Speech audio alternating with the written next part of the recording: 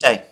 Today is Thursday, 24th October 2024, and is, even as I make this program, the BRICS Summit continues on its way in Kazan. Latest reports are that even more representatives of various countries are coming to participate.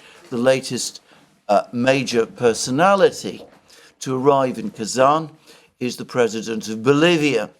So increasing the number of heads of state and heads of government participating at this summit meeting. And Putin, for his part, continues to conduct his round of meetings. He's met President Abiy, Prime Minister Abiy of Ethiopia. He's met President Maduro of Venezuela. I think it is interesting, by the way, that President Maduro, who has obviously recently won a bitterly contested election in the United States. Of course, the United States, the opposition, the European Union, and European governments collectively reject the outcome of that election, as do some Latin American states. So I think it is interesting that despite that, and despite the fact that there were a brief flurry of protests in the immediate aftermath of the election, that President Maduro feels secure enough to leave Venezuela and embark on a long flight to Russia and to participate in a summit meeting, a BRICS summit meeting in faraway Kazan, far away from Caracas, where, of course, which is the capital, of course, of the country he leads. That suggests to me that President Maduro and his officials calculate that his position in Venezuela is now fully secured, just to say. But anyway, Maduro is there, and others are there too, and Putin is meeting them. And perhaps the longest and most difficult, challenging, or important meeting, choose whatever word you prefer, that Putin has had over the last 24 hours, one-to-one meeting, is with President Erdogan of Turkey. And again, in his meeting with President Erdogan of Turkey, there was the usual huge cohort of Russian officials present.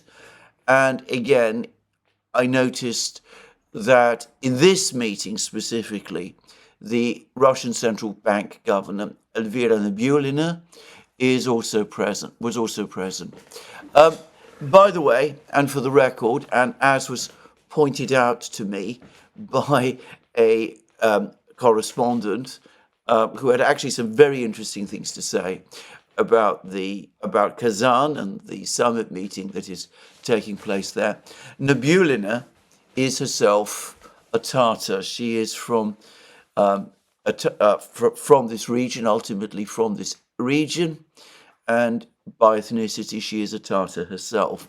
So anyway, she was there at this meeting with Erdogan, and that strongly suggests to me that even though Turkey is not a member of the BRICS, and even though it is only a country applying to join the BRICS, Turkey does wish to be fully on board with the global messaging, payment, finance, and trading system that the BRICS states are now in the process of constructing.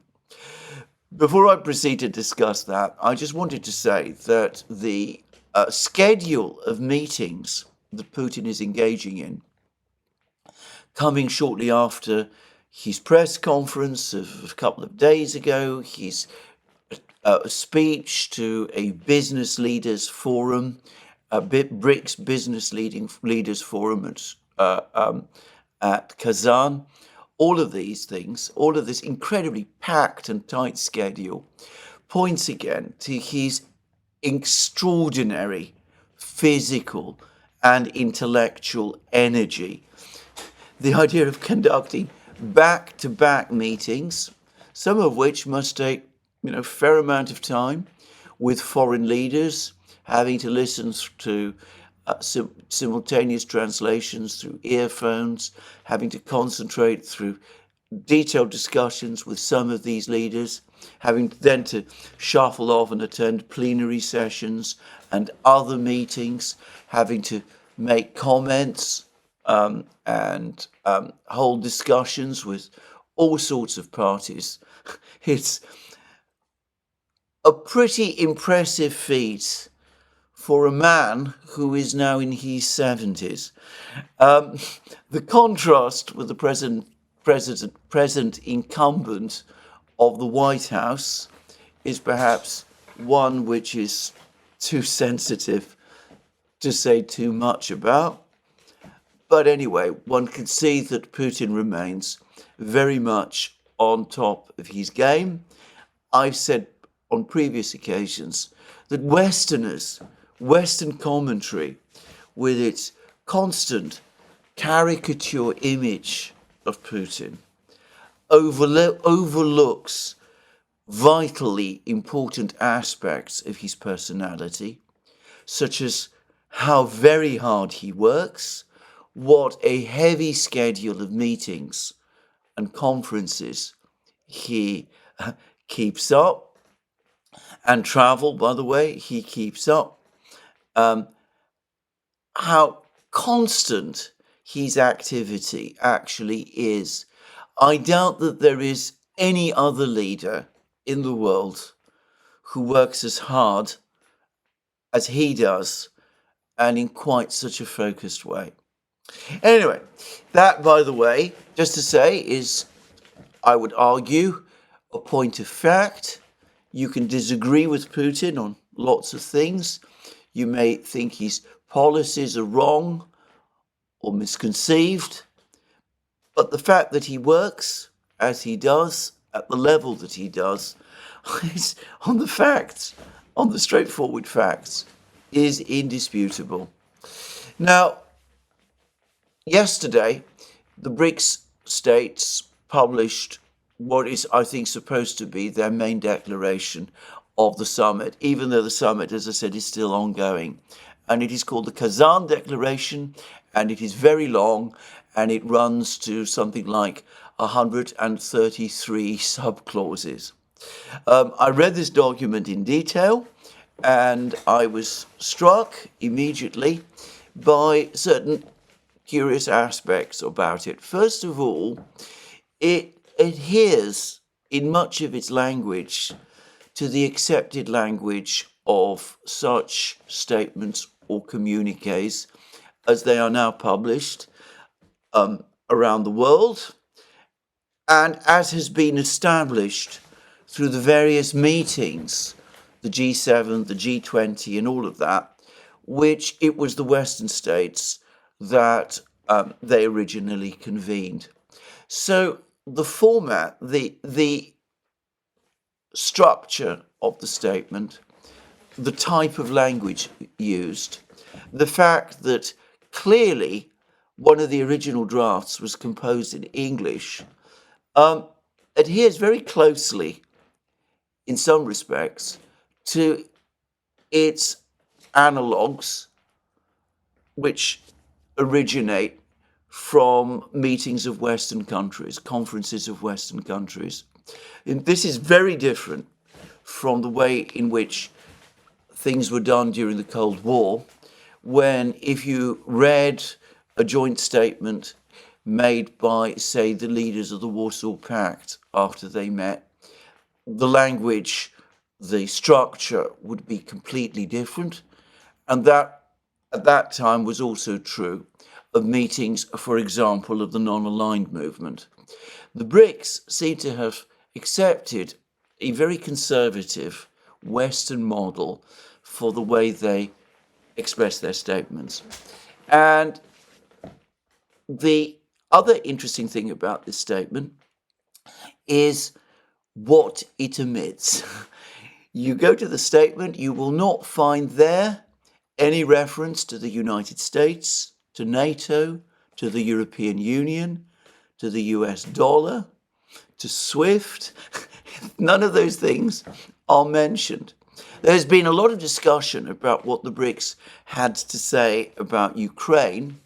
Well, I've just been to the statement, and I can't actually find anything at all which is specifically about Ukraine. I do think Ukraine is actually specifically mentioned once anywhere in this document. Just to say, the document does talk at quite considerable length about other regional conflicts. It has an awful lot to say, for example, about the conflicts in the Middle East, where its comments are very much in line with what one would expect of non-Western countries. They're critical of Israel. They want the fighting to stop. They say many things of that kind. It talks about other conflicts as well. It talks about the conflict in the Red Sea, the conflict in Sudan, other conflicts of that kind. But it doesn't actually, so far as I can see, anywhere actually mention Ukraine. Now, the countries, the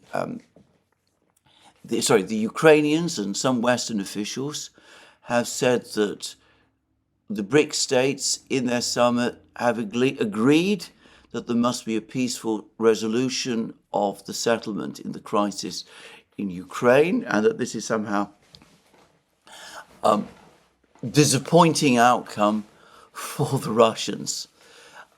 I must assume that what they are referring to are these words which appear in clause 25 of the Kazan statement. We remain concerned about the rise of violence and continuing armed conflicts in different parts of the world, including those that have significant impact at both regional and international levels. We reiterate our commitment to the peaceful resolution of disputes through diplomacy, mediation, inclusive dialogue, and consultations in a coordinated and cooperative manner, and support all efforts conducive to the peaceful settlement of crises. We stress the need to engage in conflict prevention efforts, including through addressing their root causes. We acknowledge the legitimate and reasonable security concerns of all countries. Now that can, and no doubt does, cover the conflict in Ukraine, but it's not the strong endorsement of Ukraine that I think some people are seeking to imply. On the contrary, this is language which seems to me to be lifted straight out of the various principles for the settlement of the crisis in Ukraine, which the Chinese government published in the spring of last year. It appears to have that Chinese document appears to have become the go-to place for adoption of ideas and language by all of the other BRICS states, including, by the way, India, in the various diplomatic initiatives or pretend initiatives, because I wonder how serious some of them are, that they have launched or pretended to launch in order to secure peace in Ukraine. To say it straightforwardly, there is nothing in any of these words that the Russians would take the slightest objection to. So, just saying. Now, the heart of what has actually been agreed in the Kazan document is set out in a long succession of clauses that basically start with clause 65. And the language, again, is very measured, very calm, very veiled. There's the entire statement goes out of its way to say that what the BRICS are seeking to do is not intended to oust or replace the current global financial and trade system and its architecture. It is supposedly intended to complement it. In fact, there are calls for strengthening the work of the World Trade Organization and making it the key player in mediating disputes in trade matters. There's a lot said about the International Monetary Fund and its importance and the importance of redistributing voting rights within the International Monetary Fund to more accurately reflect the changes in the global economic balance of power. So it's all very moderate, very restrained, seeks to avoid criticizing the Bretton Woods institutions directly. But in a very clever, extremely subtle way, when you actually read and pass through the many paragraphs starting from paragraph 65, you will see that the objective, straightforwardly, is eventually to replace them. So we have proposals, as I said, all expressed in very, very coded language. Well, not actually so coded language, actually. I'm overstating it. In shall we say, in moderate, measured language, we have proposals for a messaging system. I believe its name is going to be BRICS Bridge. That's apparently the name that they've all agreed upon. An arrangements for an interbank payment system alongside the messaging system, for coordination between central banks and finance ministries to ensure and make sure that that happens. There are provisions for the setting up of information exchange facilities, for depositories, which will, of course, complement, or so we're told, not replace Western depositories like Clearview and Euroclear, except, of course, that's what they will do.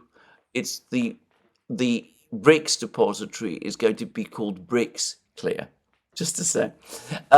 There is reference to insurance mechanisms to provide insurance for trade. There is competition provisions.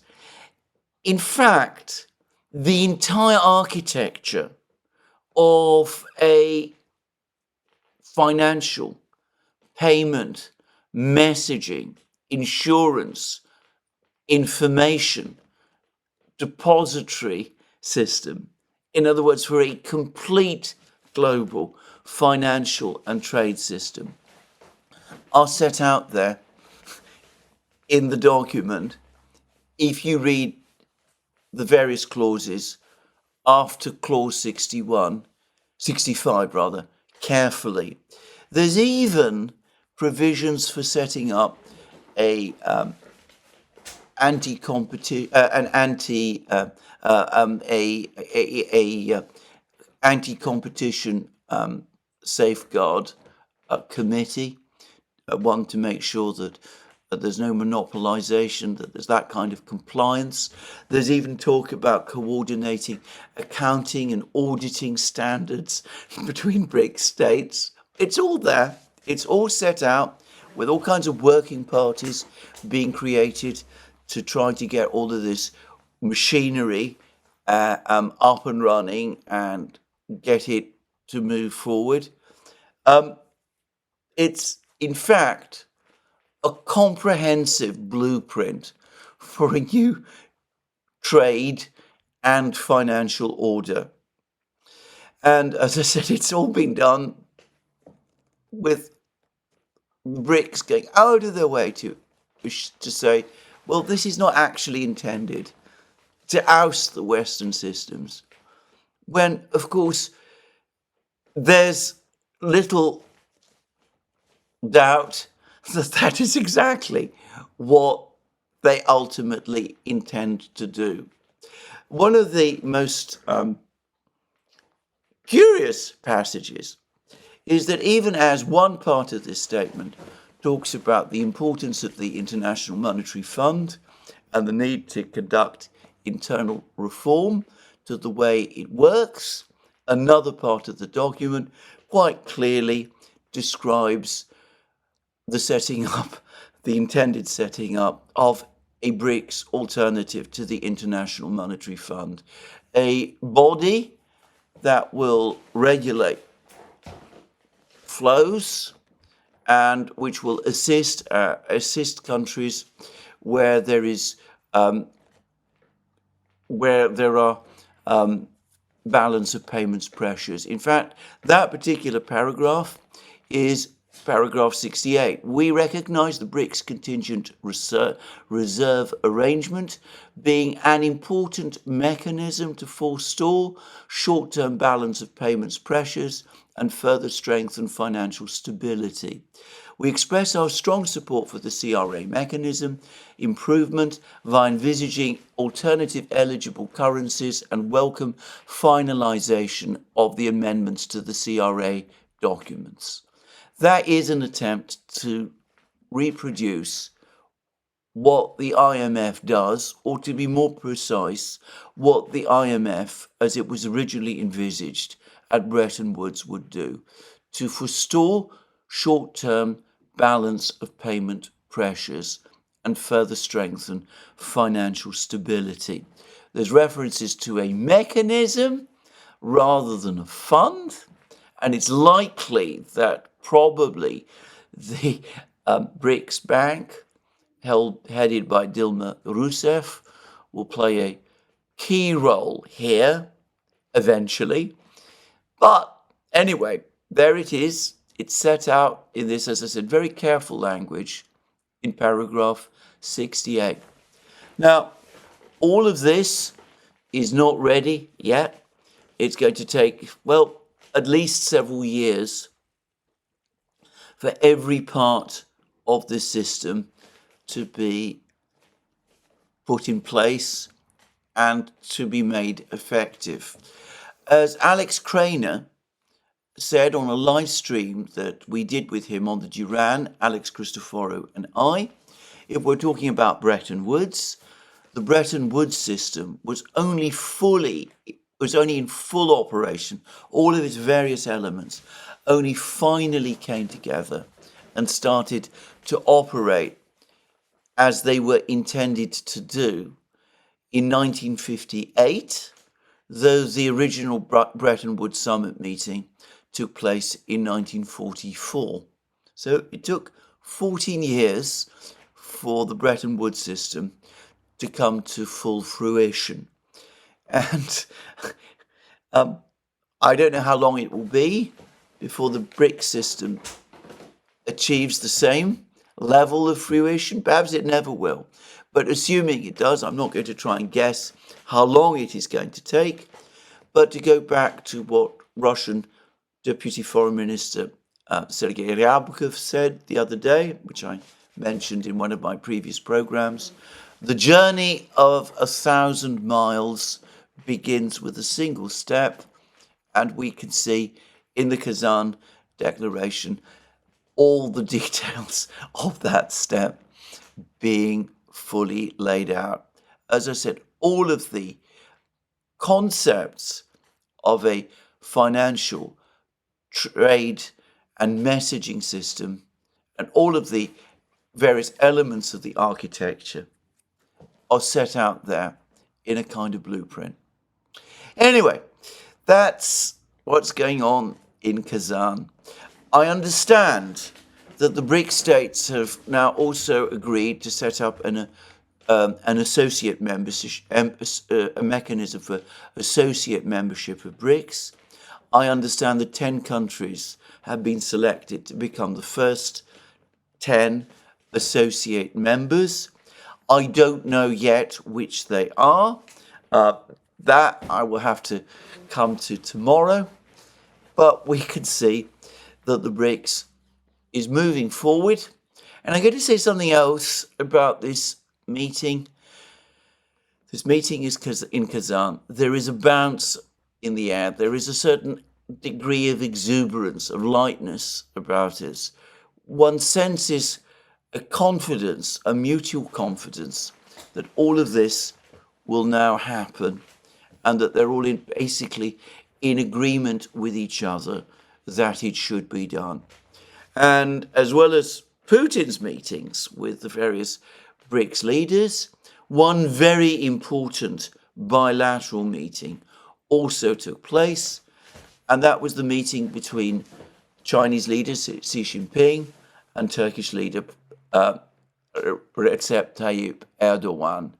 The two leaders, Indian leader Narendra Modi. I'm sorry about that confusion. Anyway, Modi and Xi met. The leaders of China and India met.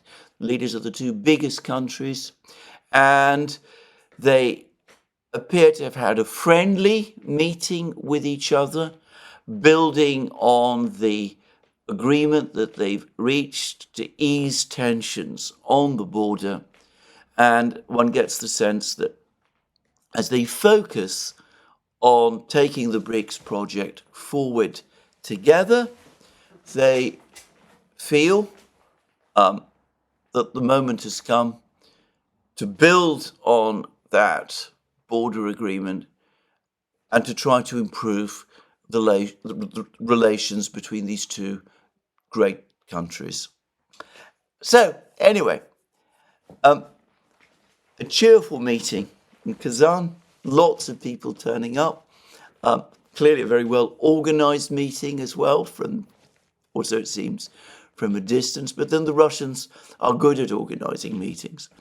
And it does seem as if a lot has been discussed and talked about, and we can see in the Kazan Declaration the blueprint for the financial and trade system is all set out there. So, it still remains incredible to me that all of this discussion, all of this whole meeting, this huge conference that is taking place in Kazan is taking place, and the Western media says as little as it can about it. I noticed that the Financial Times, for example, which is, after all, Europe's leading business paper, or so it likes to present itself, is so far avoiding any discussion of the events in Kazan. There are excuses. It's claimed that the American election is drawing attention away from the events in Kazan. There's all the important conflicts taking place in the Middle East, in Ukraine, elsewhere. I don't think these excuses ultimately stack up. I think there is a huge amount of denial about the importance of what is happening. To repeat a point that I made before, you can't change the view simply by drawing the curtain. If the landscape beyond your window is not as you like it to be, pretending that it must be different by drawing the curtain is not going to change the landscape at all. And that, or so it seems to me, is what Western commentators, Western governments are now doing. Anyway, so much for the BRICS. As I said, I will no doubt return to this topic tomorrow. I think tomorrow is the last day of the BRICS Summit. There will probably be a final declaration. We will see what it says. Until then, I intend to return to the perennial topic of these programs, which is the conflict in Ukraine. Now, before I do, let me just say that, of course, the tensions in the Middle East continue exactly as they always have. Hezbollah has now confirmed the Israeli claims that Nasrallah's successor, Safieddin, has also been killed in an airstrike or succession of airstrikes by the Israelis. As far as I can see, that has made no difference. Hezbollah continues to fight at the same level of intensity as it has done before. And we're still waiting for that big Israeli strike on Iran, which no doubt at some point will come. Meanwhile, let me now turn to the perennial topic of these programs, which is the conflict in Ukraine. And before I do, before I discuss the political developments such as they are, they're not very many. I think this is an important point to return again, to discuss in rather more detail the military situation.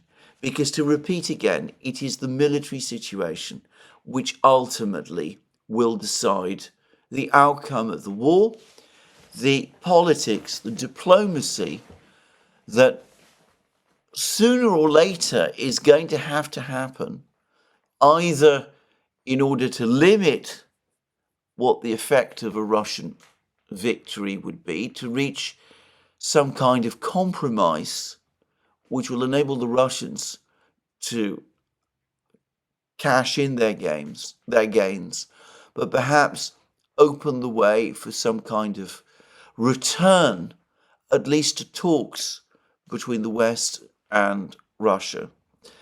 Either, or alternatively, if we don't get that, talks instead to limit the damage that a complete Russian victory is going to cause, to try to reduce the crisis in Europe that will then inevitably follow.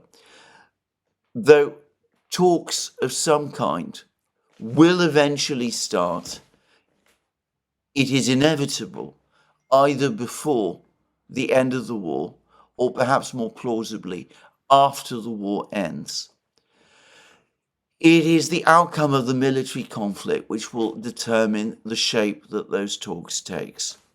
And here I think we can say further that we are now I've already said that we're very close to the tipping point, and we've just edged over the last 24 hours a significant way closer. So let me start from the southern part of the contact line and gradually work my way up north. I'm going to try and do this as quickly as I can, though it is a very long contact line, and of course one has to take in the nature of the fighting in Kursk as well, and that makes this a fairly lengthy thing to do, even if one wants to try and summarize the situation quickly. Well, there has been a great deal of discussion about what the Russians might be preparing to do in Zaporozhye. They seem, as far as I can tell, to be taking steps in the southern areas of the front line to advance gradually to Velika Novosilka from the Vremivka salient area and the places nearby. But I'm not going to spend more time about this because this remains for the moment the least active battlefront. In the area north of Ugledar, by contrast, a lot is going on. There is more and more fighting for those four villages: Katerinovka, Antonovka, Ilinka, and Yelizavetka, which are to the northwest of the village of Bogoyavlenka. And there is now clear confirmation that the Russians are now preparing for a storming operation of Bogoyavlenka itself. They've captured significant amount of territory immediately outside Bogoyavlenka. They've cleared all the various fortifications there, and perhaps aware of the fact that the Ukrainian garrison in Bogoyavlenka is already relatively isolated from the main Ukrainian forces and is in only sporadic contact with the Ukrainian high command in Kiev, the Russians are working with their drones to systematically destroy all of the various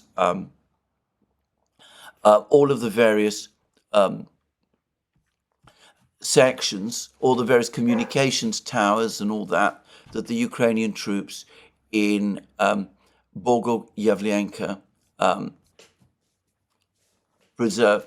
So the apparent intention is not just to surround the Ukrainian troops in Bogoyavlenka, but to cut off, or at least to limit as far as possible, their contacts with the authorities in Kiev.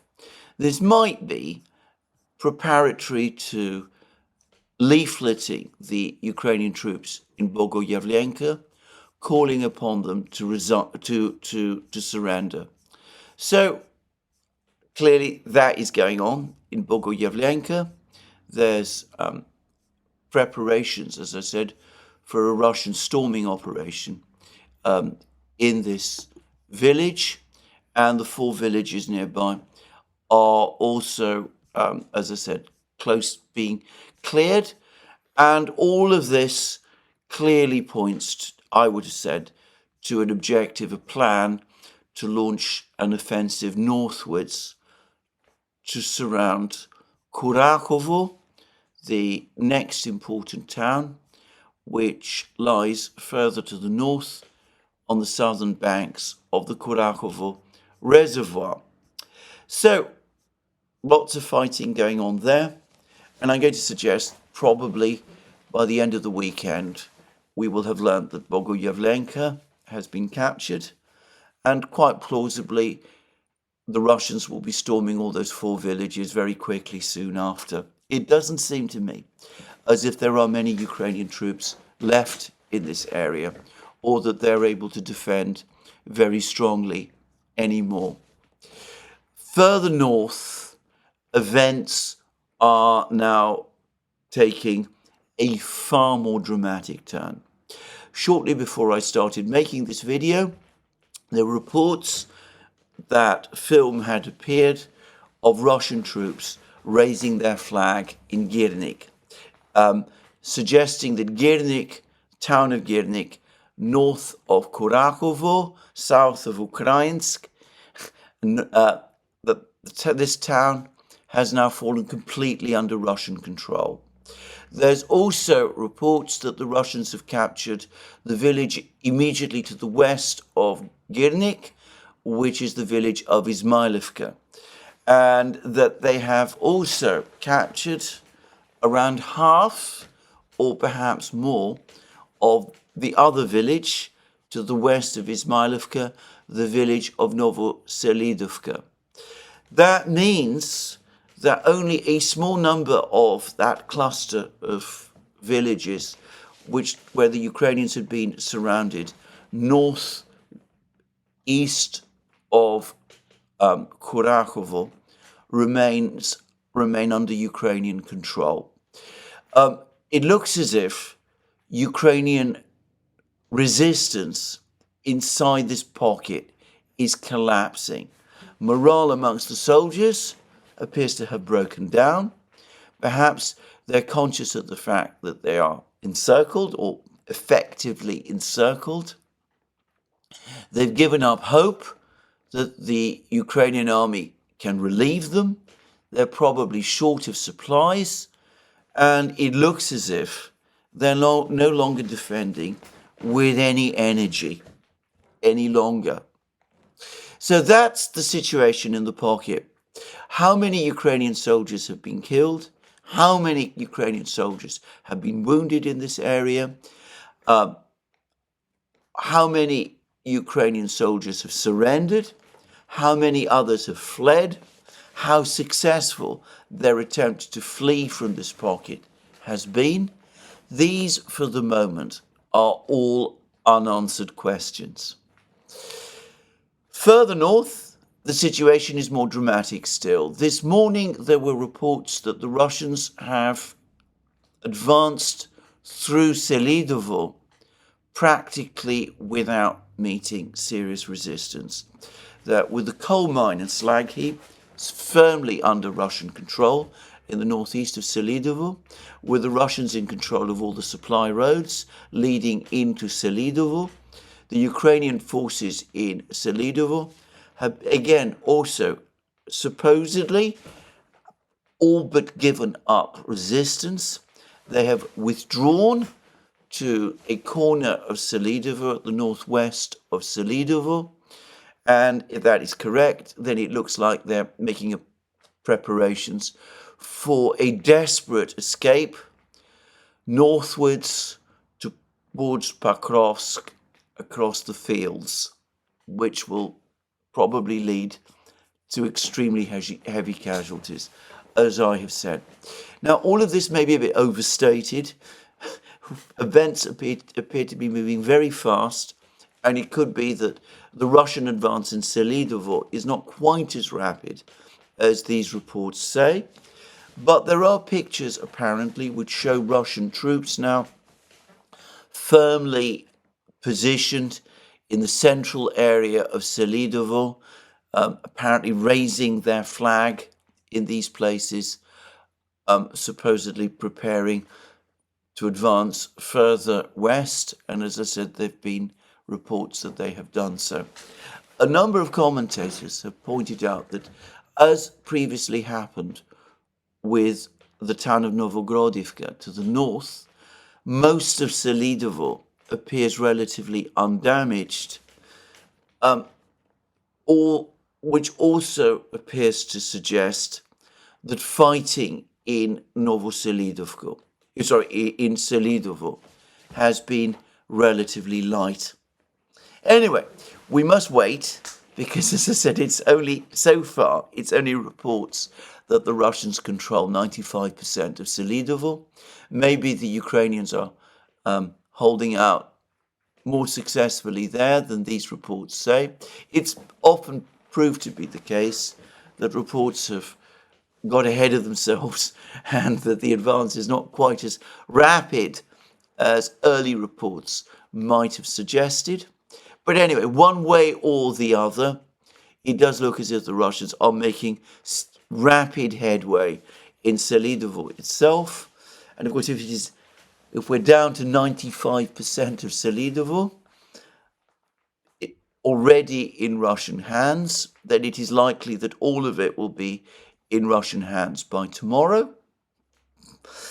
And if these reports overstate the extent of the Russian advance, well, all that means is that it's going to take a few more days before all of Selidovo is in Russian hands as well. The Ukrainian defense in Selidovo, in Girnik, in the 4 villages, appears to be about to collapse. Now, significantly further north, yesterday the Russian Defense Ministry said that a village called Nikolaevka had fallen under Russian control. And there are lots of villages right across the contact line which are called Nikolaevka. And as I think I once mentioned, there are 2 such villages in the Pokrovsk and Selidovo area, one to the south, one further north. There's also a 3rd village called Nikolaevka, which is not particularly far away. But the general consensus is that the Russian Defense Ministry here means the village of Nikolaevka, which is close to Mirnograd itself. There were reports several days ago, in fact, even longer than this, about a week ago, as I remember, that Nikolaevka was securely under Russian control. And now the Russians have confirmed it. So they are literally, I think, just a kilometer away from Mirnograd. They've been clearing all the fortifications around Mirnograd and Pokrovsk. some days ago, there were reports that they're starting their assault on Vozviženka and aiming to cut the road from Pokrovsk and Mirnograd to Chasov Yar and Konstantinovka further east. That road, I'm sure, is already effectively inoperable. But anyway, one way or another, it does look as if the battle for Pokrovsk is very soon going to start, and the Russians are positioning themselves so that they can imminently start it. So anyway, the battle, the great battle for southwest Donbass, the battle that encompasses Pokrovsk, Selidovo, Novogrodivka, Ukrainsk, Girnik, Kurachovo, Bogoyavlenka, Ugleda. Well, it's been obvious for some time that the Russians are winning this battle. And one senses that the battle is now reaching its culminating point, its final chapter, with the assault on Pokrovsk, which is probably now only weeks away. So, there we are. That's the situation in southwestern Donbass. Selidovo, perhaps having already fallen by the time you're watching this program. Girnik, apparently having fallen. Ukrainian troops in the 4 villages surrounded and also having lost Izmailovka. Further defeats further south in Bogoyavlenka and in the 4 villages, and a Russian encirclement operation of Kurachovo underway, with Kurachovo effectively now isolated from the rest of the Ukrainian army, supplied basically through a single road that leads into Kurachovo from the west, with that road also likely to be cut very soon, and with the Ukrainians having to make a decision whether or not it is worth their while, therefore, to cling on to Kurachovo for very much longer. So anyway, that's the situation there. If we go further west, the battle for Toretsk continues. Over the last 2 days, there were all kinds of murmurings and reports of a Ukrainian counterattack in the central part of Toretsk. I've seen no evidence at all that such a thing has actually happened. None. No photographic and film evidence, as at the time of making this program, confirms that there was such a counterattack, let alone that it had any success. Perhaps a counterattack did take place. Perhaps it did achieve some success. But as I've said before, there have been many Ukrainian counterattacks in many of these sieges, in many parts of the Ukrainian war before, and these successes have always turned out to be ephemeral.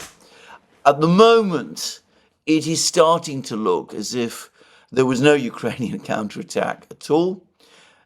There is confirmed information about the Russians continuing to advance in Toretsk itself and occupying various villages to the west of Toretsk, with a view effectively to taking Toretsk, the remaining Ukrainian troops in the western outskirts of Toretsk, into a pincer. The Ukrainians do still control, apparently, the slag heap of the coal mine in the western part of Toretsk. That still gives them a defense point, a position that they can use to defend themselves. But my own feeling overall is that their defense in Toretsk is now very fragmented. Most of the troops have been pushed to the westernmost and northernmost boundary, it would be rational for the Ukrainians to withdraw. But of course, for the moment, they're not doing so. Now, there's been less news from Chasiv Yar and from Siversk, but Redovka has been writing articles recently about the fight in Chasiv Yar. They're talking about further Russian advances, that the Russians have reached the central areas, have occupied rather the central area of Chasiv Yar.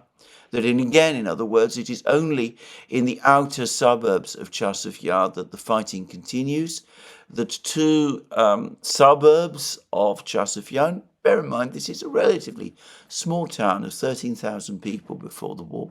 The two of the suburbs, including the suburb of Novi, are now under complete Russian control.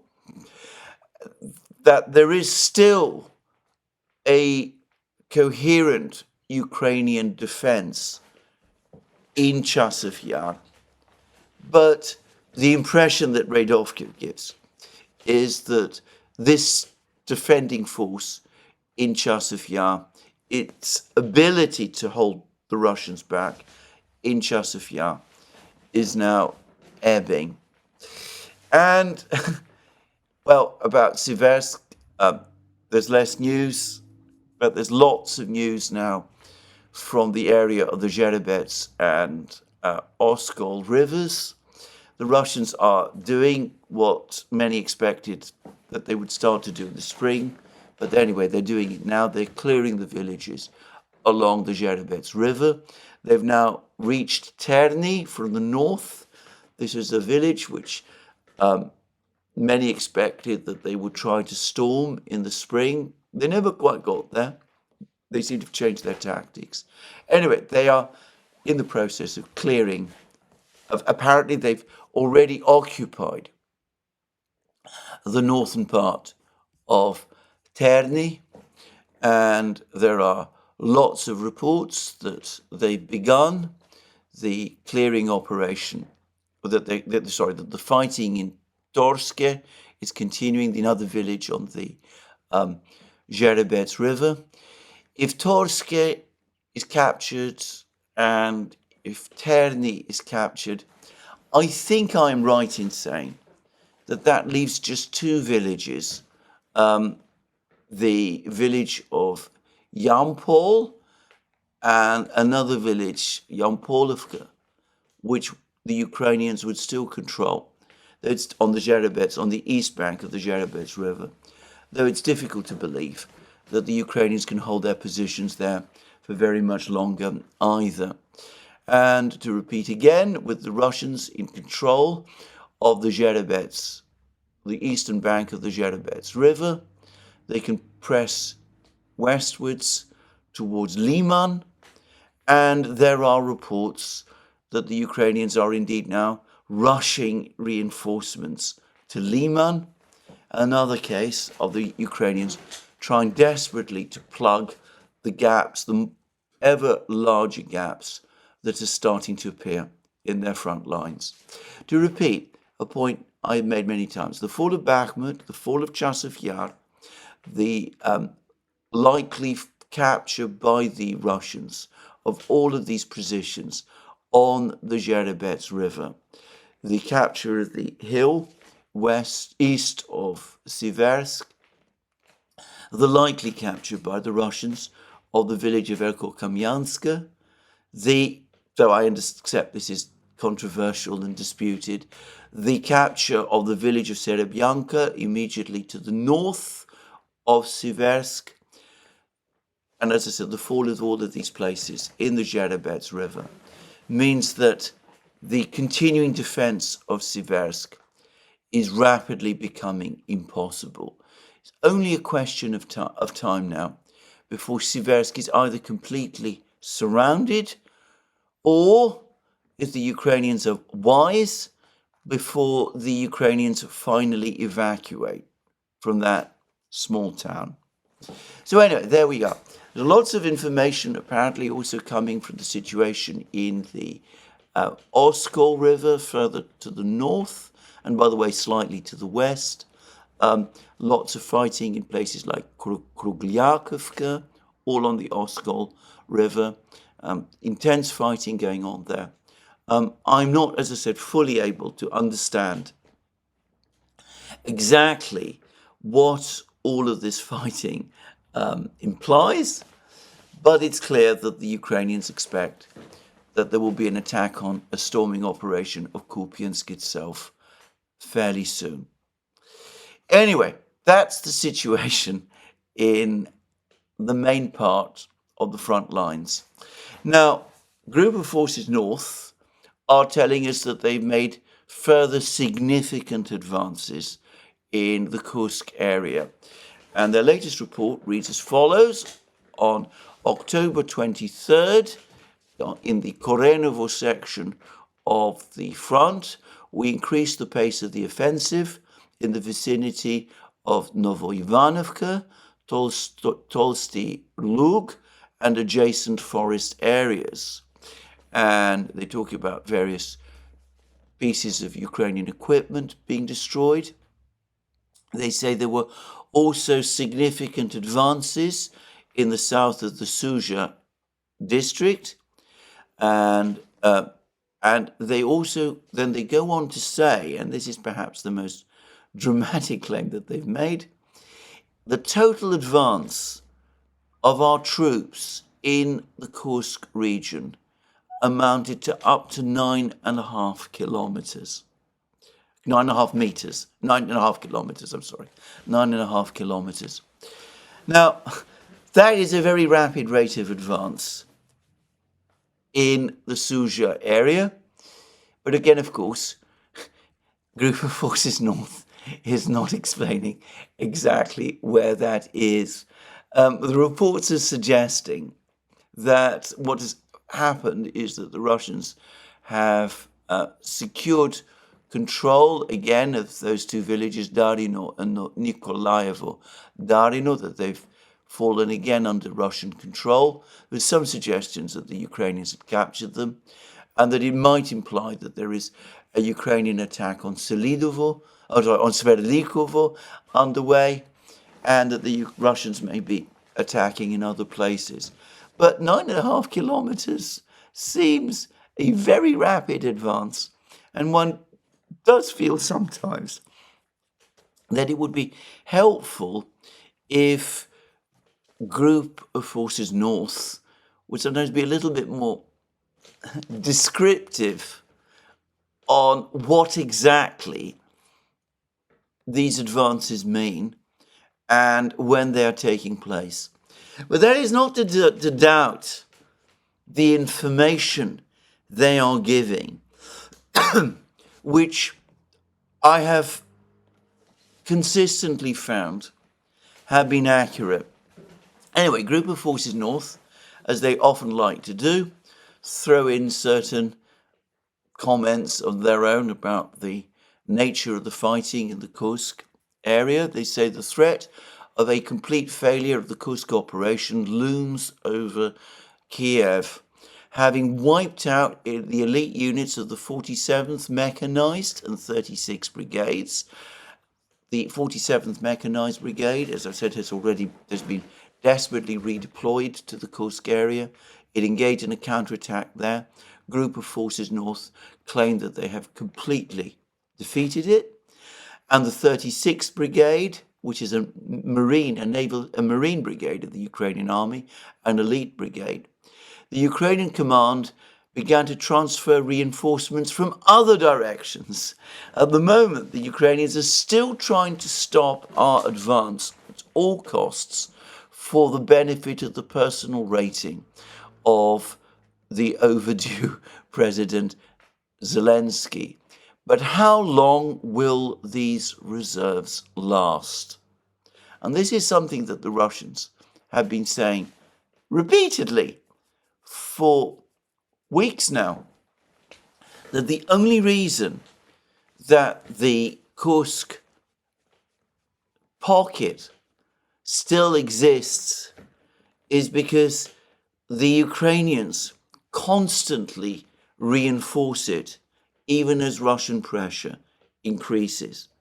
And all it is doing is it is sending more troops, more Ukrainian troops, into what effectively will turn out to be the Russian bag.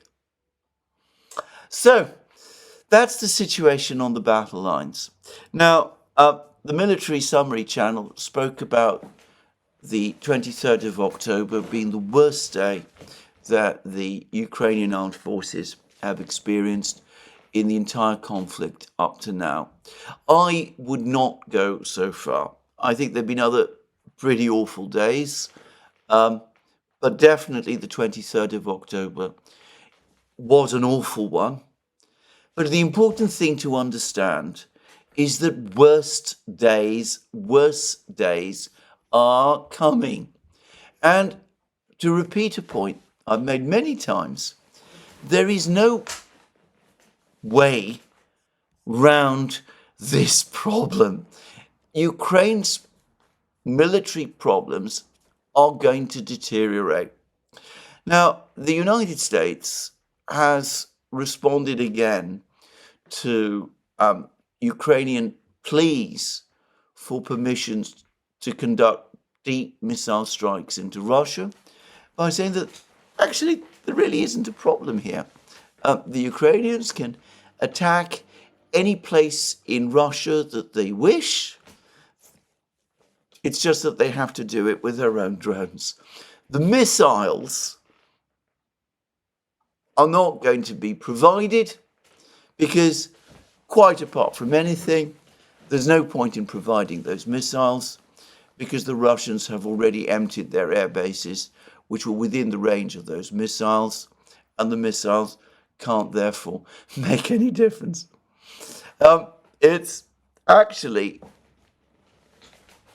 an elegant way of saying no, but of course the Americans are saying no through forked tongues in response to the Ukrainians pleading for permission to use these missiles through forked tongues, through their own forked tongue, because the Ukrainians and the Americans are behaving as if the real objective of the Ukrainians was to carry out deep strikes inside Russia, whereas, of course, the real objective of the Ukrainians, as everybody knows, is to use deep strikes against Russia using Western missiles to draw in the Western powers into the war. And the Pentagon does not want that to happen, and the other Western leaders do not want that to happen. There's a report, I believe, in Bloomberg, which says that 7 NATO states, including Germany and the United States, are opposed to Ukraine's request for an invitation to join NATO. It's obvious to me anyway that Zelensky's victory plan is dead in the water. But anyway, everybody can see that the war is being lost. The victory plan has been rejected. The United States is refusing to do even what is perhaps, in some respects, in the context of the rest of the plan, the least dangerous, the least controversial part of the plan, which is the idea of the deep missile strikes. And even as that happens, the collapse on the front lines cumulatively continues. There are lots of questions about how far west the Russians intend to go, whether they intend to go to the Dnieper. I think the answer to that is yes. Whether they intend to cross the Dnieper, I think the answer to that is probably yes, but not definitely so.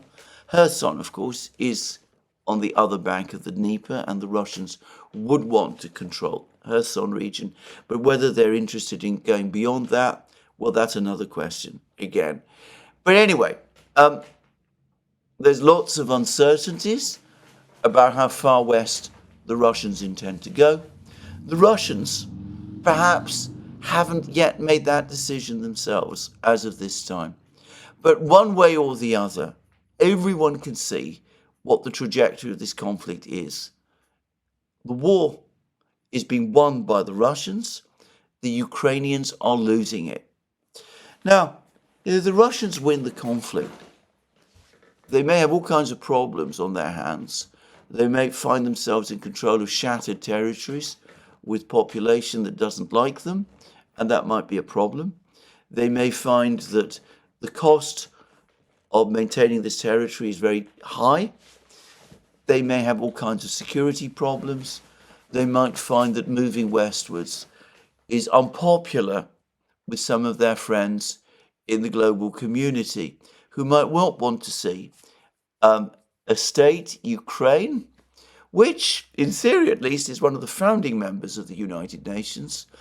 Stalin insisted at the time of the Second World War, when the United Nations was founded, that the Soviet Republic of Ukraine be treated as a state alongside all of the others, his argument being that the British Commonwealth countries were treated as states, even though they were part of the British Empire. So the Soviet republics of Belarus and Ukraine should be treated as states as well. Anyway, whatever, that was obviously an absurd fiction then, but the point is that technically Ukraine is a founding member of the United Nations, and there might be some concern around the world if a state like that were simply to be extinguished. So the Russians might not want to move much further west than the Dnieper, or they might not want to cross the Dnieper at all. They might choose to take Kiev. Certainly there are plenty of people in Moscow who advocate it. Medvedev almost certainly wants to see it happen. But then again, he's not the final decision maker. But one way or the other, you would have thought that some kind of proposals at this time, some kind of ideas in this time would be formulated on how to at least contain the consequences of the Russian victory. Obviously, that would have to concede that the Russians have won a victory. The Russians are hardly likely to accept anything less, but they might, in their own interests, as they calculate them, agree to take less rather than more on the basis that to do so would be to their advantage and in the national interest. Thomas Graham, he of the Council on Foreign Relations, has written another article today in the national interest. He is suggesting that beyond the Ukraine war, the West needs to try and work out some kind of mechanism for, as he puts it, peaceful cohabitation, peaceful coexistence with Russia, a Russia beyond the war. And he emphasizes absolutely correctly that this can only happen if diplomatic contacts with the Russians resume, and he clearly wants that to happen as soon as possible.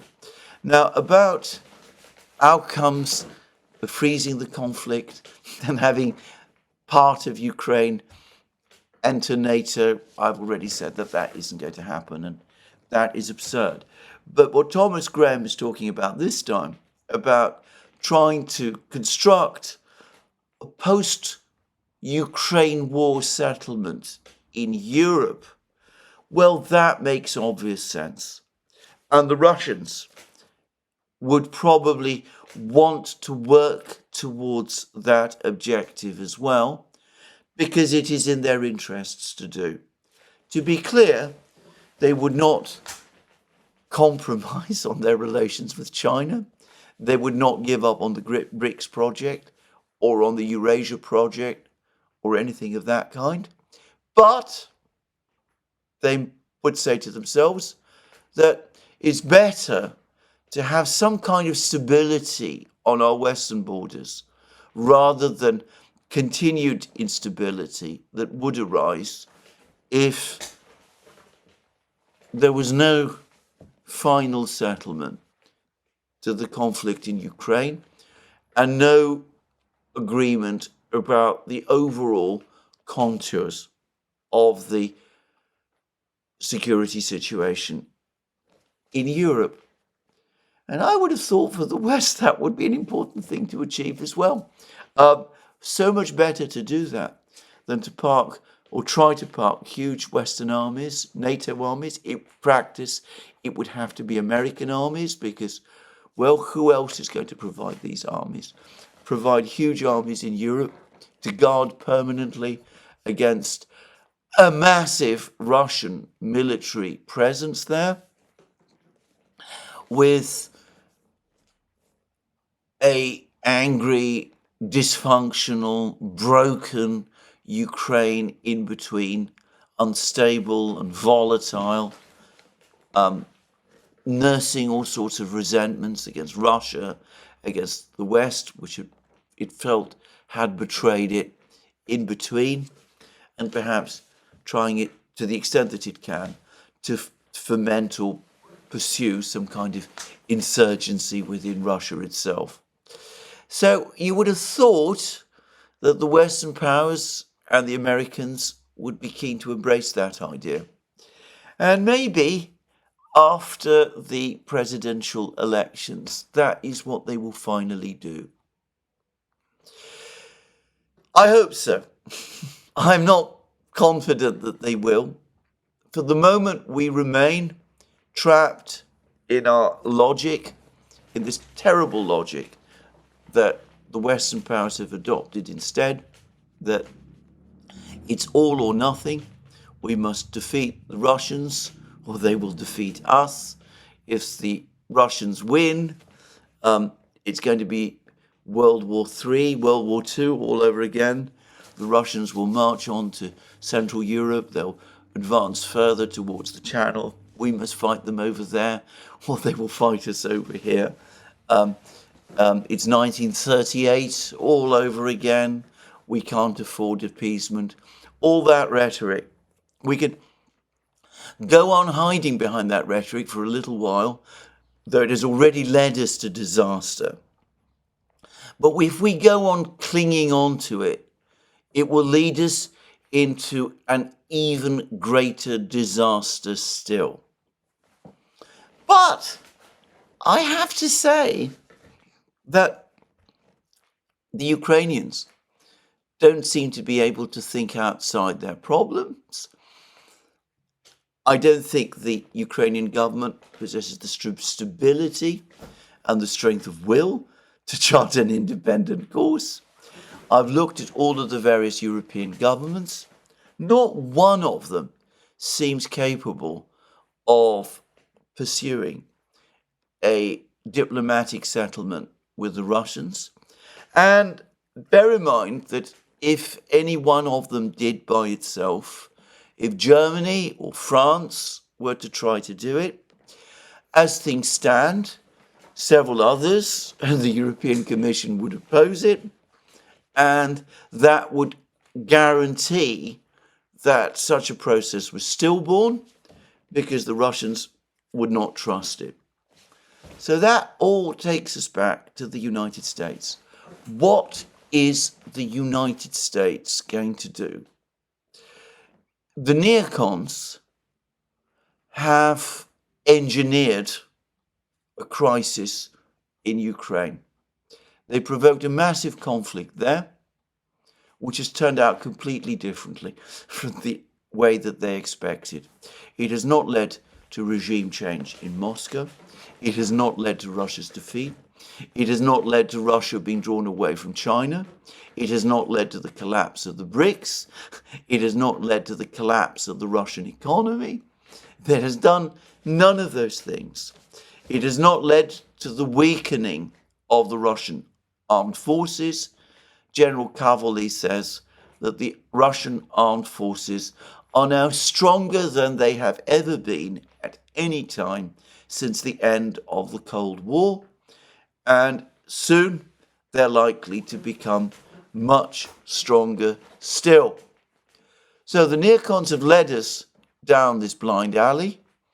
They've led us actually into something much worse than a blind alley, into a complete and unmitigated debacle.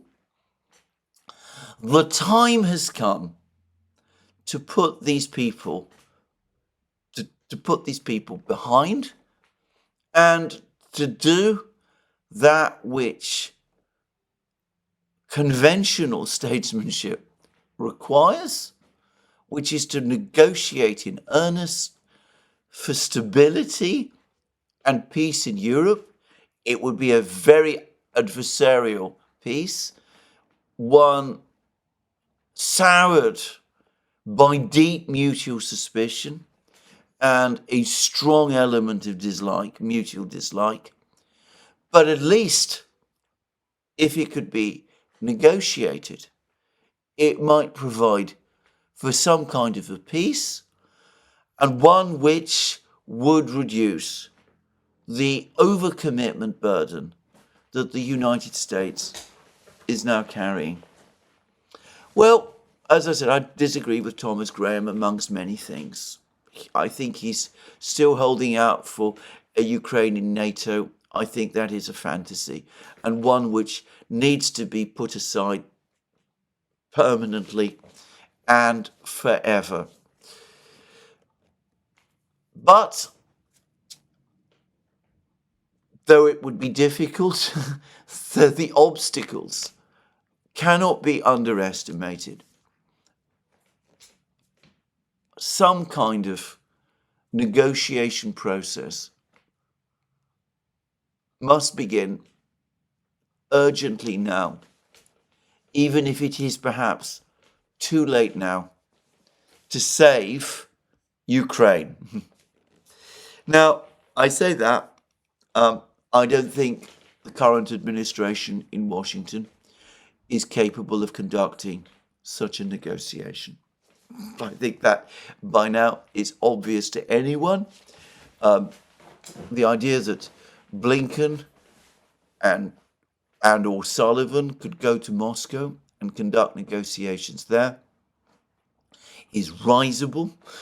The idea that the Russians would take them seriously if they did is more risible still. And the relationship between Biden and Putin has, it seems to me, irretrievably broken down to the point where it's pointless even thinking about discussions between those two. But the United States is in the fortunate position that its presidents are elected every 4 years, and in January we're going to have a new president. New president is going to form a foreign policy team, and that new president has to consider a settlement with Russia as his or her priority. And the Russians do have, as I've said, an interest in coming to a settlement which would look at the security situation in Europe, would at least recognize their interests, and would allow them to move forward with the process of BRICS construction, which is going to take up a huge amount of their time, and which will also allow them to continue to address the many pressing domestic problems which they fully acknowledge they also have.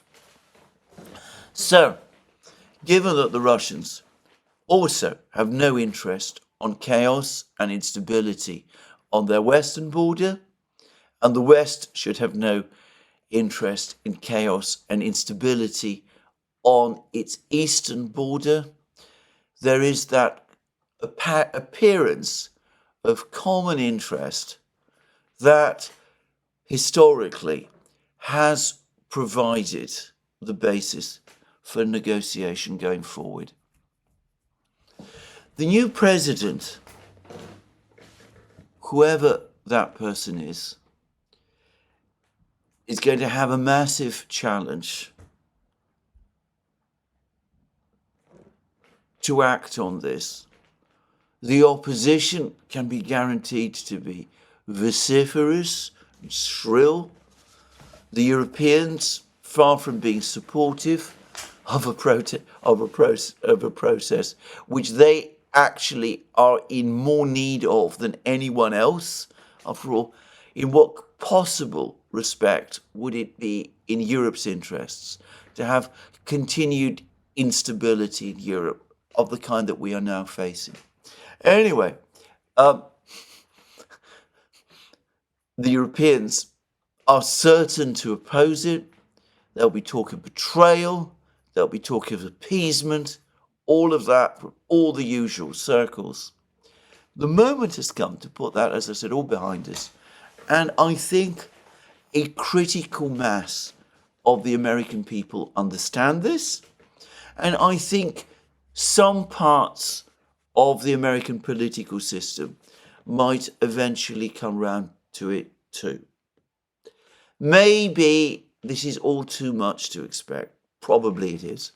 Based on everything that's happened in the last 50 years, expecting that there's going to be a negotiated truce or peace, what I have in the past called a geostrategic ceasefire, negotiated between the Americans and the Russians, hoping that is to put hope above experience.